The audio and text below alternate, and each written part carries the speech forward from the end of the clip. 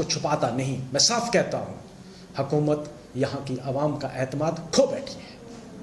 ایک دن پہلے جاتے ہیں اور دوسرے دن کو وہاں سے اٹھا کے آپ نے ان کے گلے میں AK-47 ڈالی اور کہا ہم نے 3 پاکستانی ملیٹنٹ مار دیے.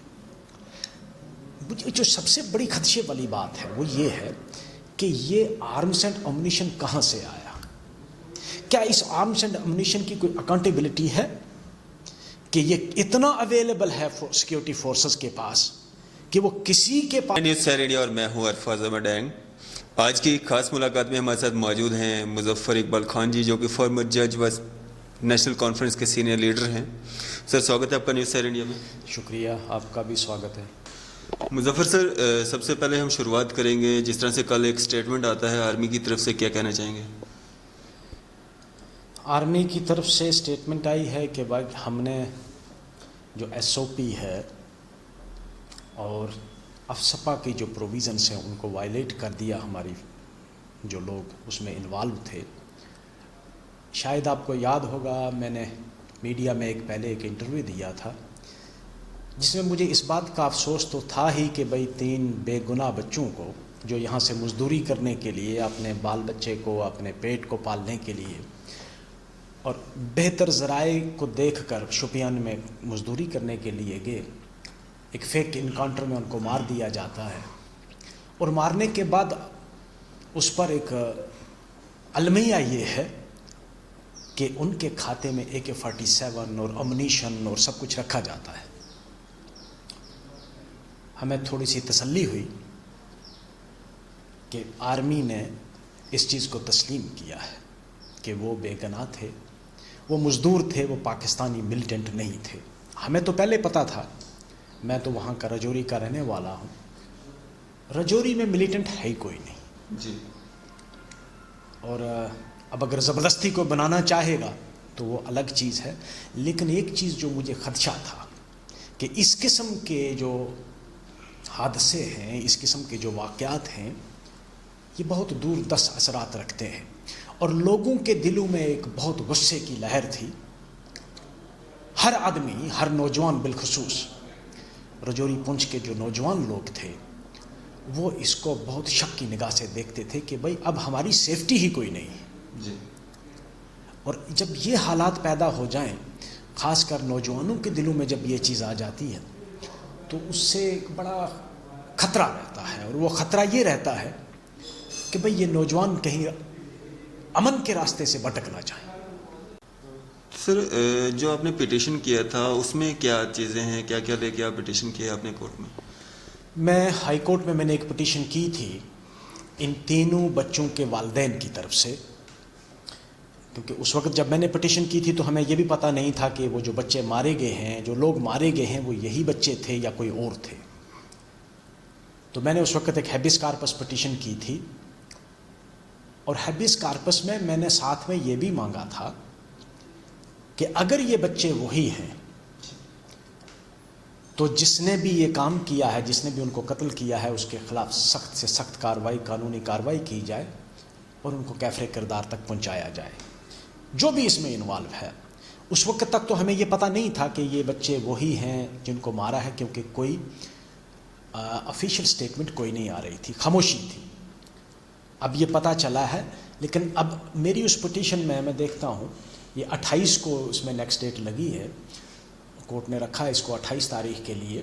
تو اس میں اب میں 2 چیزیں تو میری جو ہیں وہ سمجھو انفرکچس ہو گئی. جب انہوں نے مان لیا ہے کہ یہ وہی بچے تھے جن کو قتل کر دیا گیا ہے، اب اس میں ایک ہی ریلیف میرا جو بچتا ہے کہ کم سے کم اس غریب فیملی کو کمپنسیٹ کیا جائے جتنا ہو سکے. دنیا کی کوئی بھی ایسی چیز نہیں ہے جو کسی ماں اور باپ کو کسی بچے کی جدائی کو کمپنسیٹ کر سکے. بھائی زندگی تو بہت بڑی چیز ہے. انسان کے ایک عضو، آنکھ، کان یا ناک کا کوئی دنیا پوری میں بدلہ نہیں دے سکتا، اس کو کمپنسیٹ نہیں کر سکتے آپ. بہرحال میں اس میں کوشش کروں گا، میں ہائی کورٹ سے گزارش کروں گا اپنی سبمیشنز میں کہ ان کے جو لاحقین ہیں تینوں بچوں کے، ایک ان میں میرڈ ہے، اس کا یہ اس کی بیٹی ہے یا بیٹا ہے، بیوی ہے، اس کے بزرگ ماں باپ بھی ہیں. تو تاکہ وہ کم سے کم مالی بحران سے شکار نہ ہوں. کمپنسیٹ تو کسی انسان کی زندگی کے لیے کوئی کسی کو کمپنسیٹ نہیں کر سکتا. زمین ساری دنیا کی اگر جتنے خزانے اس میں ہے وہ اگل کر پھینک دے اور ایک ماں کو وہ پورے خزانے آپ دے دو پوری دنیا کے اور اس کو یہ کہو کہ تم اپنے بچے کی زندگی دے دو, وہ نہیں دے سکتی. تو کمپنسیشن تو میں اس کے لیے میں کہتا ہوں کہ دنیا ساری کے خزانے اگر اس ماں کو آپ دے دو گے تو وہ کمپنسیٹ نہیں ہو سکتی. اس کو جو صدمہ ہوگا وہ رہے گا ہی.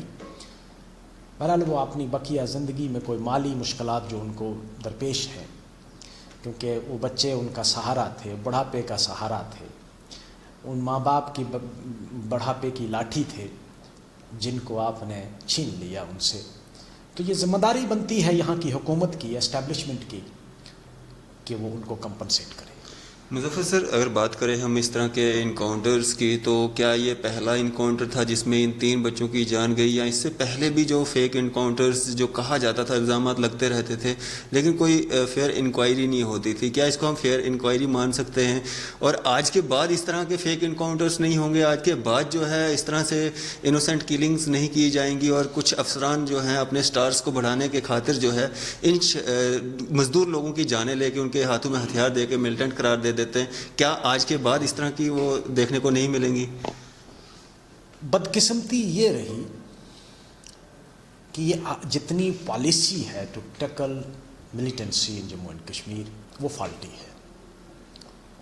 بدقسمتی ہماری یہ رہی کہ یہاں چاہے وہ کوئی بھی سیکیورٹی فورسز ہوں, میں سیکیورٹی فورسز کی نارمل ڈیوٹی ہی یہی ہے لا اینڈ آرڈر مینٹین کرنا,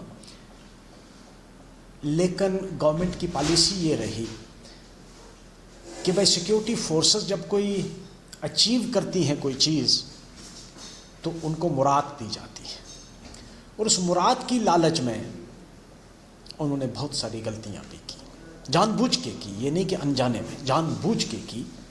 اب یہ نہیں کہہ سکتے کہ انجانے میں 3 آدمیوں کو اٹھا کے آپ نے مار دیا.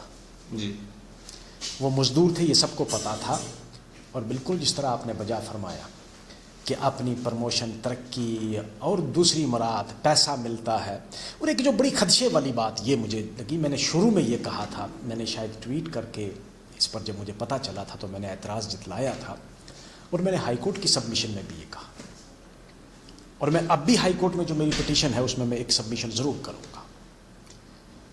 سپریم کورٹ کی گائیڈ لائنس ہیں فیک انکاؤنٹر کے بارے میں, 3 ججز بینچ کا ایک فیصلہ ہے جس میں سپریم کورٹ نے کچھ گائیڈ لائنس دی ہیں کہ کوئی بھی آدمی اپنی پاور کو ایکسیڈ نہ کرے, اور کوئی بھی آدمی کسی فیک انکاؤنٹر کا, مطلب اگر وہ ان کو گائیڈ لائنس کو آپ فالو کریں گے تو فیک انکاؤنٹر کے چانس ہی نہیں بچتے. جی, اور ہمارا ایک جمہوری قانون اور سب سے بڑا جو لا ہے جو ہندوستان کا آئین ہے وہ اس کو ریکگنائز نہیں کرتا.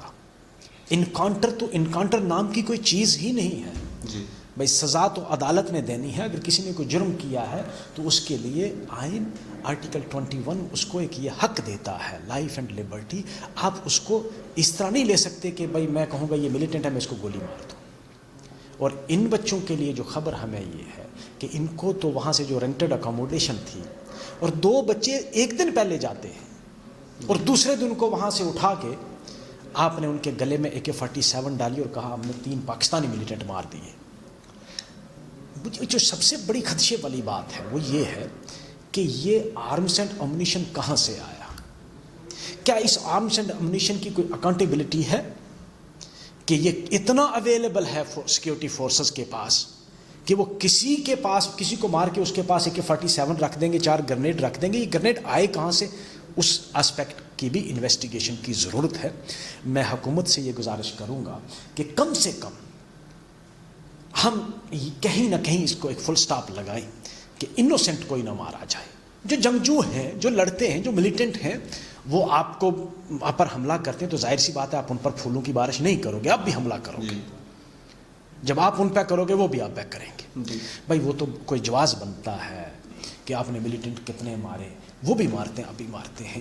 لیکن جب کوئی بے گناہ آدمی اور مزدور آدمی ایک مزدوری کرنے کے لیے شوپیان میں جاتا ہے, اور رجوری پنچ علاقہ ایک بڑا پرامن علاقہ رہا اس سے پہلے, اس کے بعد میں سچ بتاؤں آپ کو, مجھے یہ خدشہ ہو رہا تھا کہ یہ انریسٹ جو ہے, یہ انریسٹ ایک دبی ہوئی ہے. میں یہ بھی بتاؤں آپ کو 5 اگست کے بعد انریسٹ وہاں ہے, سم تھنگ از سمرنگ انڈرنیتھ, لیکن دبا ہوا ہے.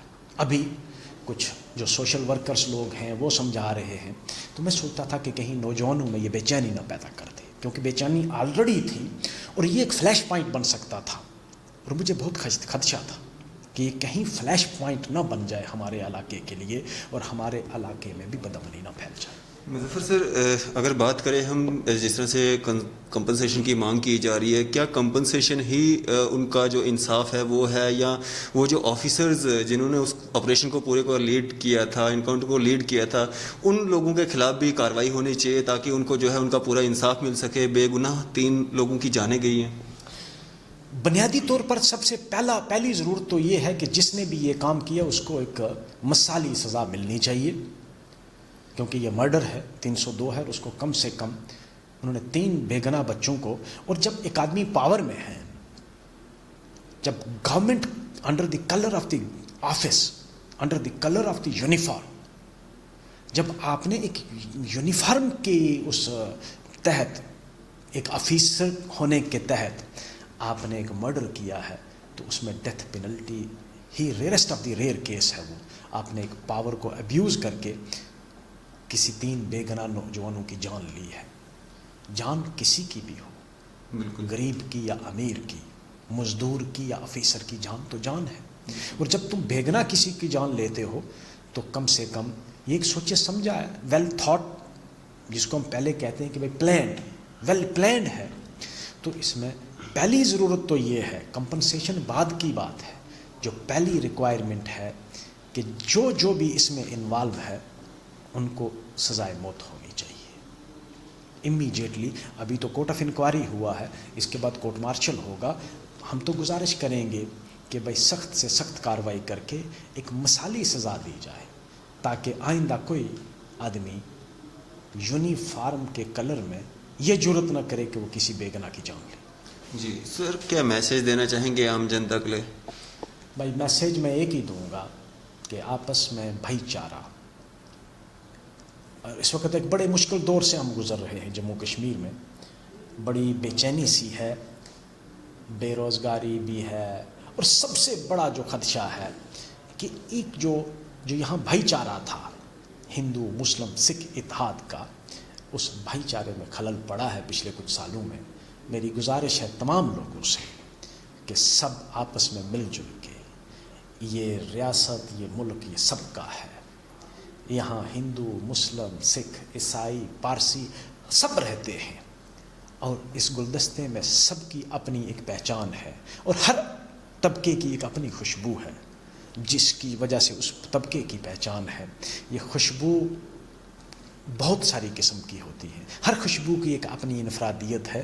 اسی طرح جموں کشمیر ریاست میں ہر طبقے کی ایک اپنی اہمیت حیثیت ہے, اس کو برقرار رکھتے ہوئے اور دوسرے کے جذبات کا احترام کرتے ہوئے مل جل کر رہیں, اور جموں کشمیر سے جو چھینا گیا اس کو واپس, اس وقار کو, اس عزت کو, وہ جو پہچان تھی جموں کشمیر کی, اس کو واپس بحال کرنے کے لیے سب کو جدوجہد کرنی چاہیے. سب کو مل کر پرامن طریقے سے آئین کے اندر رہ کر, پروٹیسٹ بھی آئین کا ایک اپنا حق مانگنے کے لیے, پیسفل پروٹیسٹ ہمارا آئینی حق ہے, اس کا استعمال کر کے ہمیں اپنی پہچان, اپنے وقار اور اپنے کلچر کو واپس لینا چاہیے. شکریہ سر ہمارے ساتھ بات چیت کرنے کے لیے اور اپنا قیمتی سمے دینے کے لیے. یہ تھے ہمارے ساتھ مظفر اقبال خان جی, جو کہ فارمر جج و نیشنل کانفرنس کے سینئر لیڈر ہیں, اور جو ہمارے ساتھ بات چیت کر رہے تھے. میں عرفات احمد ڈینگ, نیوز سیر انڈیا کے لیے.